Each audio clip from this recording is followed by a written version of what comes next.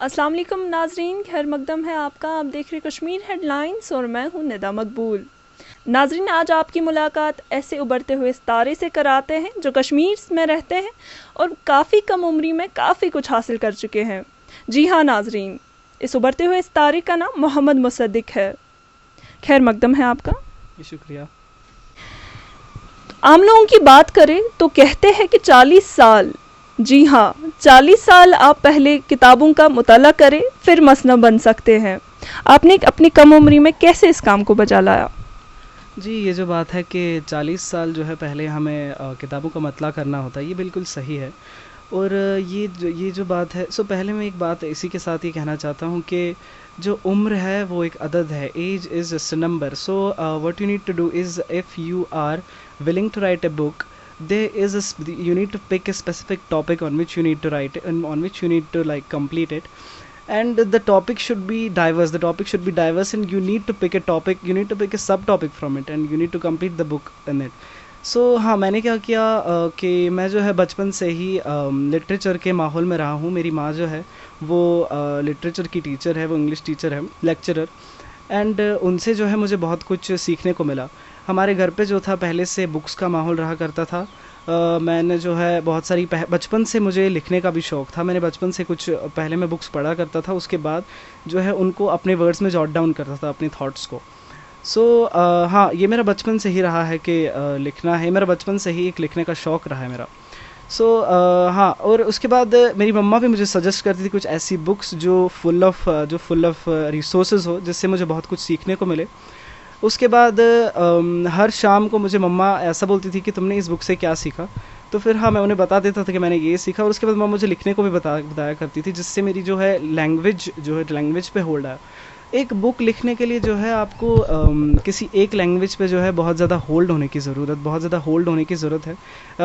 It's not really necessary that it can be Kashmiri, it can be Urdu, और it can be English. You can write book in any language, you know, like you should know it's all the rules, you should know the language and all.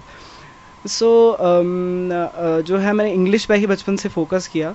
उसके बाद मेरी मम्मा ने भी इसी language पे focus किया मुझे। और उसके बाद मैंने ये बुक बचपन से ही लिखना शुरू किया कि what I thought about death. जो मेरी पहली बुक है, it's on literature, it's on philosophy.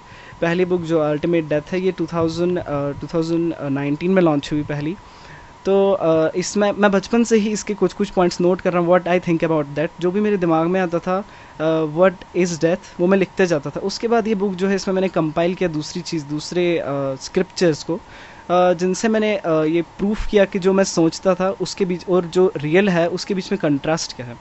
Thank you.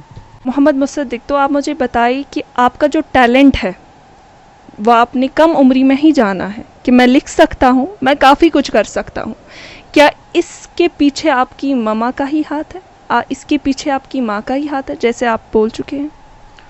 जी हाँ, मैं बचपन में भी मम्मा को देखता था लिखते हुए, लेकिन कुछ चीज़ें ऐसी है, ये बस लिखने का नहीं, लेकिन हाँ, पढ़ने का शौक़ तो मुझे शायद से मम्मा से ही आया है। लेकिन हाँ, कुछ दूसरी चीज़ें भी, जैसे कि पेंटिंग, ये भी मेरी मम्मा से ही आया है। लेकिन प्रोग्रामिंग वगैरह जो है, ये मेरा कुछ को लोग पूछते हैं कि हॉबी क्या है तुम्हारी।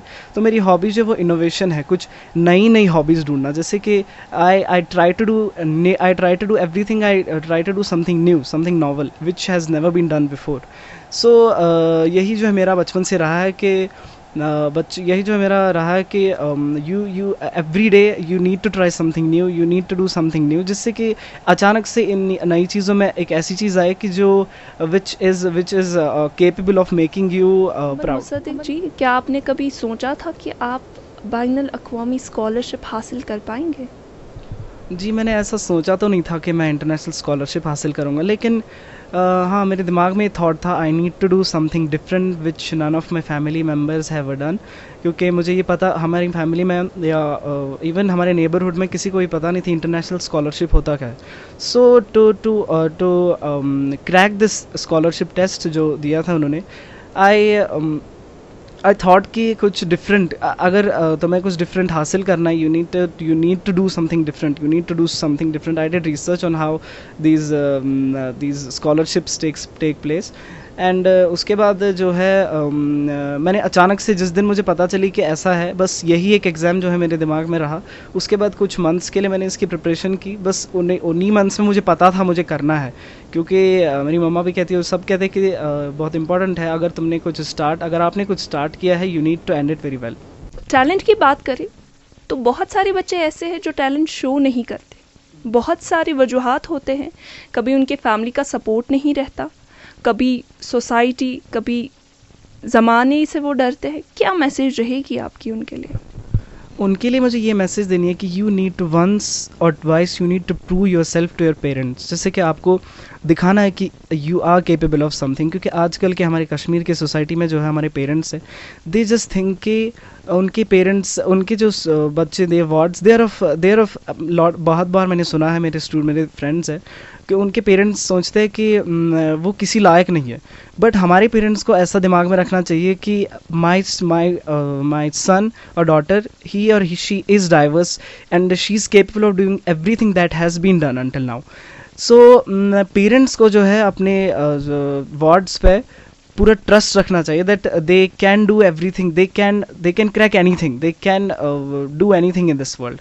सो पहला चीज़ तो मैं पेरेंट्स से रिक्वेस्ट करता हूँ कि that whenever you feel like कि my child needs extra support, you need to give him that, you need to give him the time that he needs, and you need to appreciate his every work, even if he like अगर कोई बच्चा छोटा है वो drawing बनाता है बचपन में, you need to appreciate this act of him।